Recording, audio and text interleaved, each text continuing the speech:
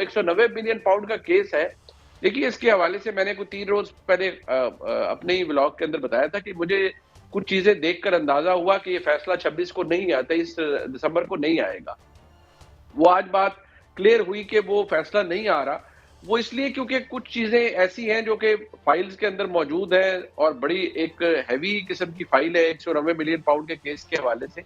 مجھے لگتا ہے کہ ابھی بہت ساری چیزیں لکھی جا رہی ہیں، آتھر ہو رہی ہیں، اور شاید جو ڈیو کورس ہے قانونی طور پر، اسی لیے اس کو اہمیت بھی اس دفعہ بہت زیادہ دی گئی ہے کہ کوئی یہ نہ کہے کہ ہرڈلی فیصلہ سنایا گیا جیسے الیکشن سے 3 دن پہلے سنائے گئے. ان میں سے کیا ہوا کہ تینوں فیصلے، 2 میں ان کو ایکویٹل ہو گیا، 1 معطل ہو گیا. تو وہ تو ضابطے کے حوالے سے ہی فیل کر گئے کیس، میرٹ کو تو بعد کی بات ہے. تو یہاں کم از کم کلیم یہ کیا جا رہا ہے کہ میرٹ کے حوالے سے کیس بہت مضبوط ہے، کم از کم عمران خان صاحب کی حد تک تو بہت مضبوط ہے.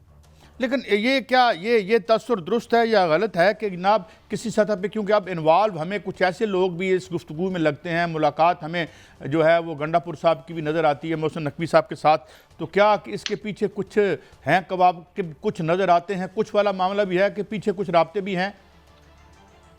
دیکھیے گنڈا پور صاحب کی اور محسن نقوی صاحب کی ملاقاتیں تو 23 نومبر 2024 کو بھی تھیں، سارا کچھ تھا، ملاقاتیں سب